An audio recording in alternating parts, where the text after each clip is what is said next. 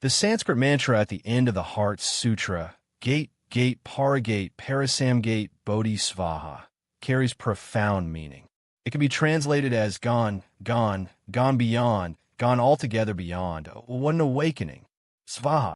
This mantra signifies the transcendence from the worldly delusions and suffering, moving beyond the conventional understanding of reality toward ultimate enlightenment or Bodhi.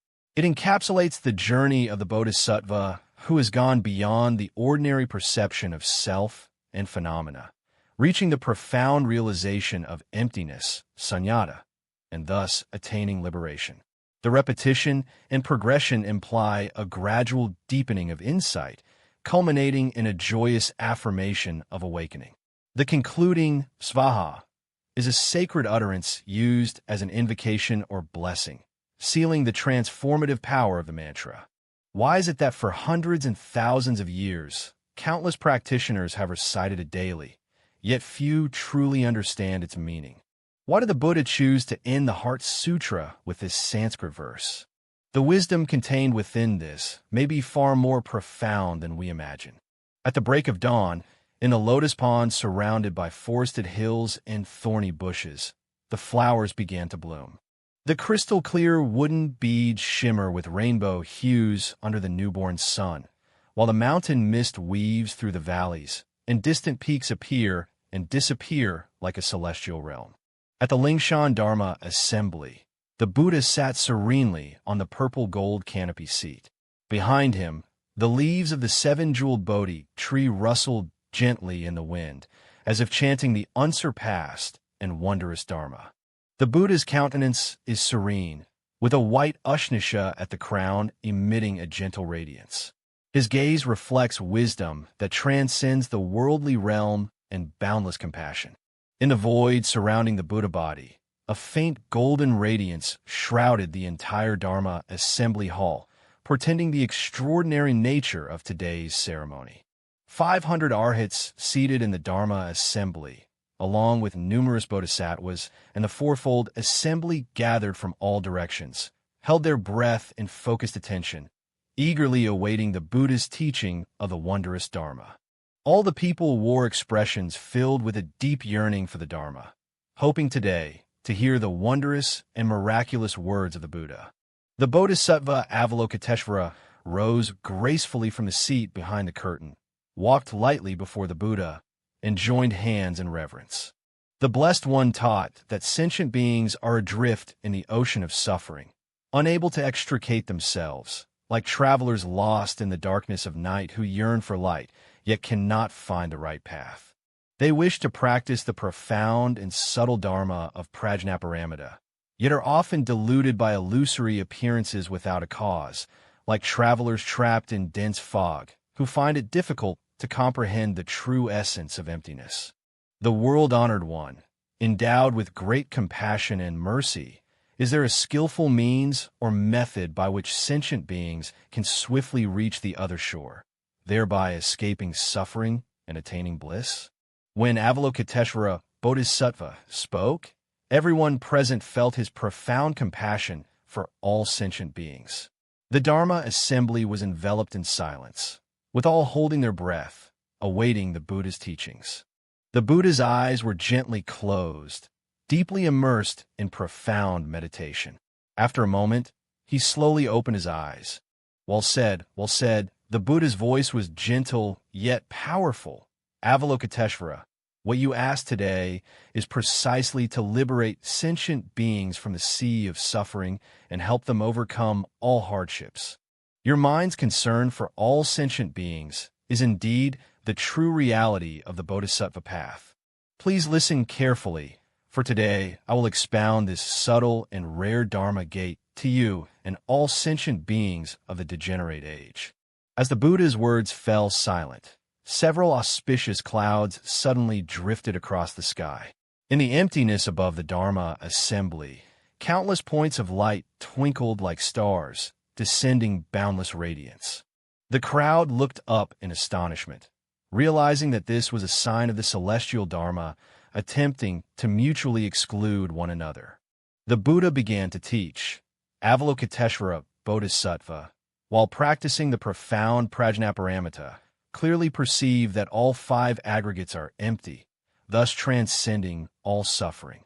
As the Buddha taught, wondrous phenomena manifested. Each listener seemed to witness the scenes described in the sutra unfolding before their eyes.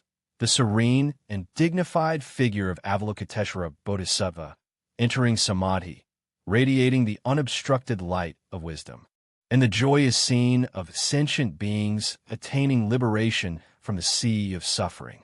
The sound of the Buddha's voice is like the vast waves of the ocean, yet also like gentle rain nourishing, entering the hearts of all beings. The bodhisattvas who have cultivated for countless eons were filled with the Dharma presence in their hearts. Some were even moved to tears, deeply shaken by the power of prajna wisdom. However, when the Buddha proclaimed that in form there is no form, no feeling, perception, volition, or consciousness, several newly ordained monks in the corner of the assembly appeared perplexed. They exchanged puzzled glances, and a young monk even wrote down the sutra on his sleeve, hoping to consult his elders for clarification in the future. Venerable Sariputra, beneath the Bodhi tree, keenly observed this scene. As the foremost disciple endowed with wisdom, he is able to comprehend the confusion that beginners encounter when confronting the profound prajna teachings. A doubt arose in his mind. The prajna method taught by the Buddha is as vast and boundless as the great ocean. Beginners might find it difficult to grasp its essence. If there were more direct methods of practice, like a bright lamp guiding the way and directly pointing to the mind's true nature, wouldn't they be better able to benefit beings in the degenerate age? Shariputra had just formed this thought in his mind. One suddenly noticed the Buddha's gaze turned toward oneself, with a smile playing at the corners of his mouth. Sariputra was startled in his heart. The Tathagata already knew his thoughts. He could not help but lower his head, feeling a surge of remorse. I have harbored doubts about the Buddha's teachings, which is indeed a grave offense. The Buddha's eyes were filled with compassion, as if silently conveying to Sariputra that your doubts are natural, and I have already made arrangements. Sariputra lifted his head to meet the Buddha's gaze and instantly understood in his heart that the Buddha inherently possessed skillful means to liberate all beings. At this moment, the Buddha continued expounding the essence of the Heart Sutra, his voice growing increasingly deep and powerful. At the conclusion of the sutra, he raised his hands to form a special mudra, and light streamed forth from his fingertips, enveloping the entire Dharma assembly, while his voice resonated like a heavy rain in a vast river. Gate, gate, Paragate, Parasamgate, Bodhi, Svaha. The moment this Sanskrit mantra is uttered, wondrous transformations immediately manifest. The entire Mount Ling seemed to tremble, as countless luminous illusions appeared in the void, some blossoming like lotus flowers, some manifesting as the Buddha's incarnations, and others depicting sentient beings liberated from suffering and attaining bliss. Each person present experienced differently. Some great bodhisattvas suddenly realized deeper meanings of the Dharma, their faces radiating the joy of the Dharma. Some long-practicing arhats felt their hearts suddenly enlightened, as if seeing a new path of cultivation. Yet those novice monks who were previously confused became even more perplexed. Upon hearing the Sanskrit passage, it sounded like thunder piercing the ears, but its meaning remained unclear to them. Venerable Ananda, as the Buddha's emissary, had the deepest understanding of the needs of the lay people. He observed the varied reactions of the crowd. Some suddenly attained enlightenment, while others sank deeper into doubt. I thought, if such a precious mantra is not understood in its meaning, how can one obtain its true significance? He took a step forward, his kasaya fluttering, hands joined in reverence, and respectfully asked, O Shakyamuni, the final Prajnaparamita mantra, the Heart Sutra, is profoundly moving and supremely precious. Although we can recite the sounds, we do not understand their meaning. May the Blessed One, in his boundless compassion, explain to us and all beings of the Dharma decline age the true meaning of this mantra, so that we may faithfully practice according to the teachings and not fail the Blessed One's instructions. When Ananda spoke, his eyes shone with a longing for Dharma. He knew that his question was of utmost importance. This mantra must hold profound meaning, otherwise the Buddha would not have used it as the conclusion of the Prajnaparamita Daya Sutra. The assembly was immersed in complete silence, with all eyes fixed on the Buddha, awaiting him to reveal the profound secret of the mantra. In the Buddha's eyes gleamed the light of wisdom transcending time, his gaze upon Ananda, both compassionate and solemn.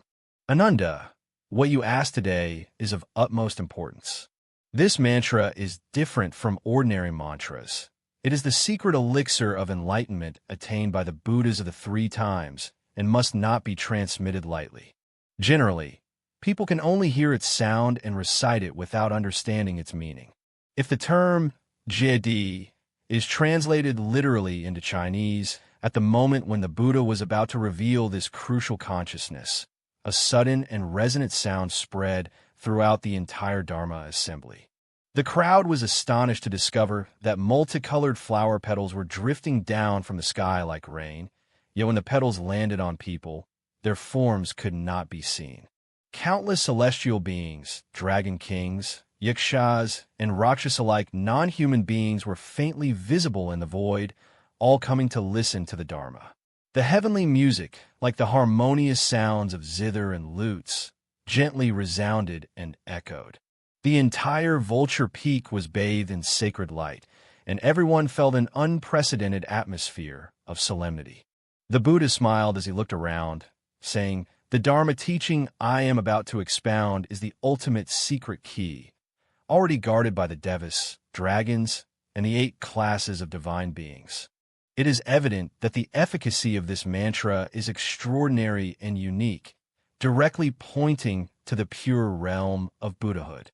All beings at the Dharma assembly were deeply astonished. Even the devas, nagas, yakshas, gandharvas, asuras, garudas, kinnaras, and maharagas accorded great importance to this mantra, indicating that the profound meaning contained within it must be extraordinary.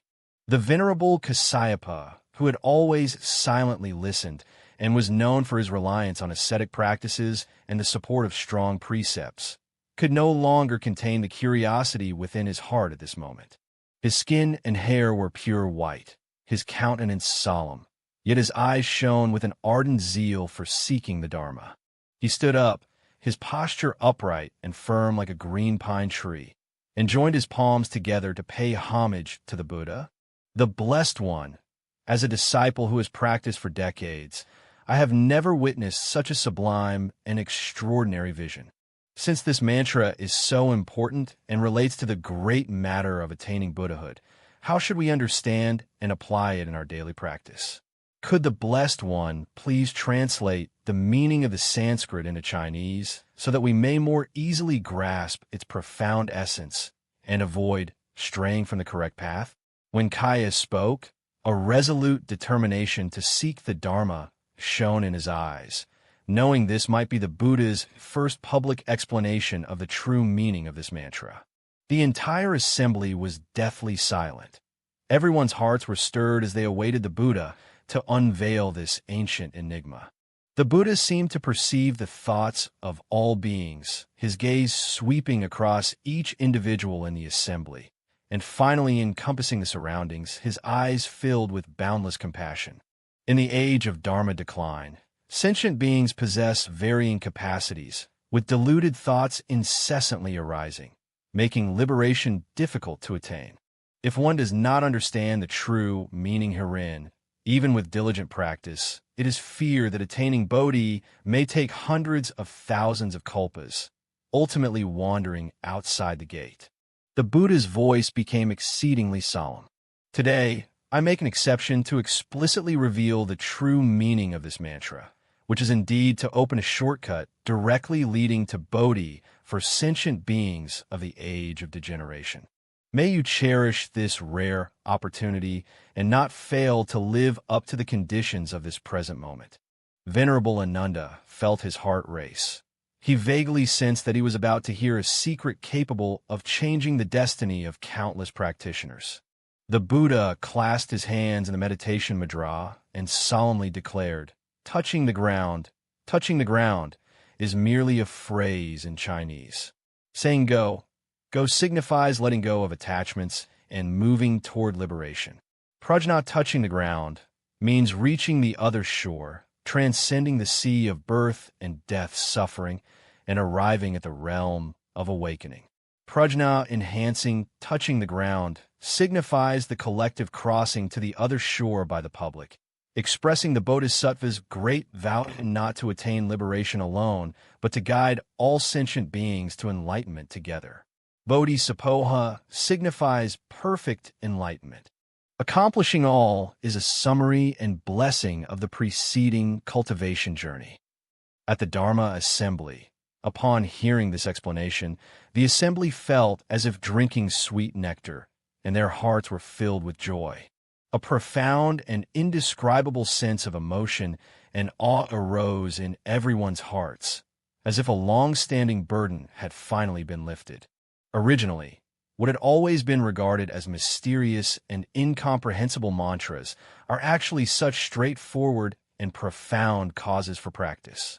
The Buddha continued, "Good man, this mantra is not a mystical charm, but the complete cause of the path of practice. From personal cultivation to benefiting others, from generating the aspiration to achieving accomplishment, all are encompassed within. Many people only know they should recite this mantra, but do not understand its meaning, much like blind men touching an elephant, unable to see the whole picture." Sariputra asked, "World-honored one, since this mantra is so straightforward and clear, why have the ancestral masters throughout the ages not translated it directly, but preserved its Sanskrit pronunciation?" The Buddha smiled and said, "Excellent question. There are 3 layers of causal conditions within this. Firstly, the recitation of Sanskrit sounds possesses the power to cultivate a pure and mindful heart.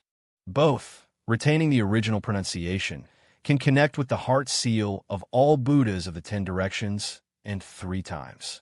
If the 3 are insisted upon as one principle, there is a fear that sentient beings will become attached to the words themselves, consequently losing the merit of reciting the mantra. Venerable Ananda suddenly awakened to the truth, realizing it was indeed so. We often recite this mantra without understanding its true meaning. Is this not like climbing a tree to catch a fish? The Buddha shook his head and said, "No, even if one does not understand the meaning but sincerely recites with devotion, immense blessings can still be accumulated. If one can understand the meaning and recite the teachings, then both merit and wisdom are cultivated, swiftly attaining Bodhi. It is like a clear mirror reflecting objects. If the mirror is covered with dust, although it still has the ability to reflect, it will not be clear. Understanding the meaning of mantras is like polishing a clear mirror, enabling one to perceive the true nature of all phenomena." Venerable Gaia pondered for a moment and asked, "World-honored one, the meaning of this mantra is go, which seems too simple. How can it encompass such profound principles of practice?" The Buddha's gaze is like a dot, Gaia. It is precisely this seemingly simple guidance that constitutes the ultimate secret of practice. Most people are often attached to complex methods and profound theories, yet they become lost in the sea of words. The phrase choose, twists and turns, directly points to letting go of all false thoughts and attachments, transcending duality, and directly reaching the other shore of nirvana. This is the fundamental Dharma door through which the Buddhas of the 3 times attain enlightenment. How could it be compared to something complicated and profound? The Buddha rose from his lotus seat and walked towards Gaia. For example, if someone asks for directions to the great eastern city and you tell them to walk eastward continuously, would they not then understand the essence? If conveyed in a roundabout way, such as first cross the small stream, see the dead tree to the right and the stone bridge to the left, it would only confuse people. The practice of directly touching the ground is just like this. It points straight to the path of awakening without any detours.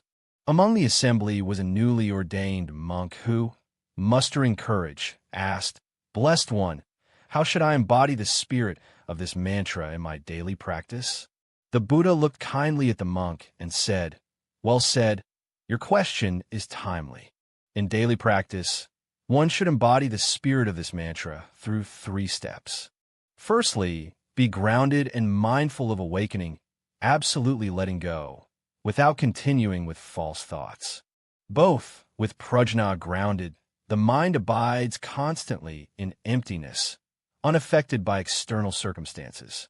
The wisdom that enhances connection with the earth, benefits all sentient beings, universally liberates all, without seeking personal liberation. Engaging in practice in this manner naturally corresponds with the intention of the mantra. The Bodhisattva Avalokiteshvara, listening nearby, attained insight and asked, "World-honored one, if a person practices the meaning of this mantra, how is it the same as practicing prajna and paramitha?" The Buddha smiled and replied, "Avalokiteshvara and oneself are essentially no different. The principle of prajnaparamita lies in the unity of practice and understanding. This mantra embodies that unity, and only by integrating principle and practice can one perfect enlightenment." The Heart Sutra states that perceiving the 5 aggregates as empty is the wisdom of prajna. The mantra go is a specific practice method. Wisdom without being actualized through action is like drawing a cake to satisfy hunger. Action without the guidance of wisdom is like a blind person riding a blind horse. The two complement each other, and neither can be lacking. At this moment, the assembly began to deeply reflect on whether their usual practice had been overly attached to form and neglected the essence, and whether they had focused too much on theory while ignoring practice. If one can truly comprehend the spirit of relinquishing attachment and clinging, perhaps the path of practice will suddenly become clear and bright. A young bodhisattva disciple asked, "Shakyamuni, I often see many practitioners reciting sutras and chanting the Buddha's name, yet their behavior contradicts the Dharma. Is it because they know only the cause but do not understand the meaning?" The Buddha nodded and said, "That is indeed the case. If one practices focusing solely on actions without understanding the true essence, it is like a judge punishing a criminal. Ultimately, one cannot attain success." The teachings of touching the ground, guide practitioners to let go of attachments. If one clings to the acts of practice without knowing how to let go, is this not putting the cart before the horse? True practice should be reflected in walking, standing, sitting, and lying down, embodying the spirit of the mantra, go away, never departing from moment to moment. One must let go of attachments everywhere, remain abiding in emptiness at all times, and act lifetimes for the benefit of all sentient beings. Such practice alone is true practice. The Buddha also expounded to the assembly, "You should know that in the age of the degenerate Dharma, beings are obstinate and difficult to transform. If one can recite this mantra and understand its meaning, one can use simplicity to govern complexity and directly approach Bodhi." This mantra, simple in its 4 lines, embodies the essence of the supreme and profound path of practice. Venerable Ananda asked again, "World-honored one, since this mantra is so supreme, how should we transmit it to future beings so that the true Dharma may endure long in the world?" The Buddha, eyes filled with compassion, replied, "Ananda, you ask very well. There are 3 essential points in the transmission of the Dharma. Firstly, one should explain the meaning according to the text, elucidating the true nature without departing from the words. The 2 should be practiced as one meaning, corresponding to form and appearance, with the realization of the correct fruit having a definite time. The 3 must be transmitted through a proper and orthodox lineage. Only a pure and orthodox lineage can truly convey the Dharma. If only the sound of the mantra is transmitted without its meaning, it is like the blind leading the blind. If one only understands the meaning of the mantra without reciting it with power, It is as if there is no mantra at all. Therefore, one should cultivate both the correct pronunciation and meaning, harmonizing the internal and external aspects, in order to ensure the enduring presence of the true Dharma. An elderly bhikkhu stood up trembling, tears streaming down his face. Shakyamuni Buddha, I have cultivated for many years and recited the Heart Sutra countless times, but only today have I truly understood the profound meaning of going step by step. The past practices are feared to be like scratching an itch through a shoe, not attaining the 7 awakenings. The Buddha approached the elderly monk, gently touched his shoulder, and said, "Well done. To recognize one's own inadequacy is a mark of greatness. Past efforts are not in vain. They have already planted the seeds of virtue. Since the meaning of the mantra is now understood, one should practice it together, dedicate the merit to the past, and use mindfulness to guide the future. Practicing in this way will undoubtedly yield twice the results with half the effort." The elderly bhikkhu listened, and his heart suddenly became clear, dispelling all the confusion accumulated over years of practice. He deeply realized that cultivation is not about pursuing the profound and inscrutable, but about letting go of attachments and seeking liberation by transcending the two truths. The Buddha returned to his seat behind the curtain and gave a teaching to the entire assembly. You should know that the phrase connecting with the earth is not merely a mantra, but a key principle in spiritual practice. Grasping attachment, grasping discrimination, grasping the self, and grasping the two truths. To realize Bodhi, there is no other path. Only by letting go of everything can one attain all accomplishments. Then, the Buddha entered Samadhi, and in an instant, the Dharma assembly was showered with blossoms, celestial music resounded in harmony, countless bodhisattvas manifested, all praising the Buddha for revealing the profound merit of the Heart Sutra mantra's true meaning. After the Dharma assembly concluded, Ananda carefully recorded the Buddha's teachings, preserving them for future generations. Precisely because of this rare direct explanation, future practitioners can comprehend the authentic, practical meaning grounded in reality, rather than remaining merely at the level of recitation. When you and I recite the Heart Sutra today, it is worth reflecting deeply on the phrase, Gate, Gate, Paragate, Parasamgate, Bodhi, Svaha. This is not merely a combination of causes and conditions, but a compass for practice left to us by the Buddha.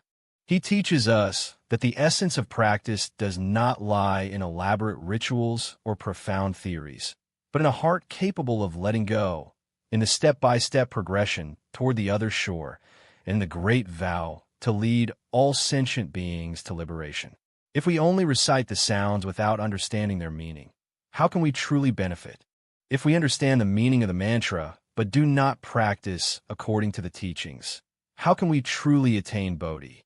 This also explains why esteemed monks and great masters throughout history have emphasized that when reciting the Heart Sutra, one should not only memorize the text, but also deeply comprehend the meaning of Gate Gate. It is not some mystical mantra, but a direct path to enlightenment pointed out by the Buddha for us. Letting go, moving forward, sharing together, and attaining realization. In our daily lives, whenever we face setbacks, suffering, or confusion, we can silently recite these 4 lines of mantra to remind ourselves. Go, go. Go to the other shore. Together with all sentient beings, go to the other shore. Perfect enlightenment. Accomplish all. In the continuous act of letting go, perhaps we can find true inner peace and wisdom.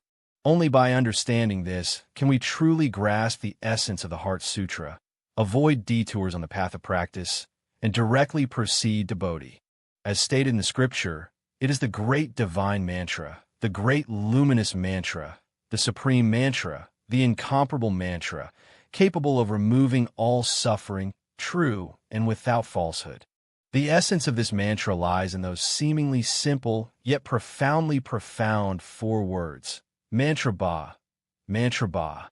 For centuries, countless practitioners have chanted the Heart Sutra daily, yet have failed to truly grasp the profound meaning of its 4-line mantra.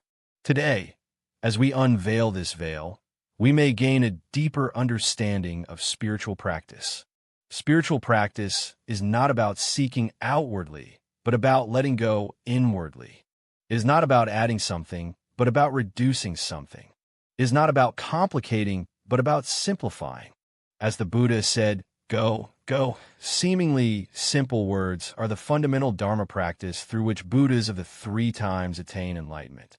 In this bustling modern society, our hearts are often troubled by various desires, attachments, and delusions. How can one find inner peace? Perhaps the answer lies in these simple 4 words. Go, go, let go of attachment, let go of discrimination, let go of the self, let go of duality, and directly attain the awakened shore.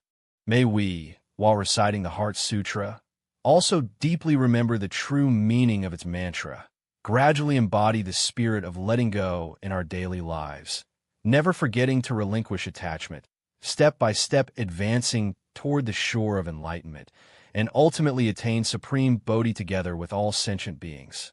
Bodhi is originally countless. The bright mirror is not a stand. Fundamentally, there is not a single thing. Where then can dust alight?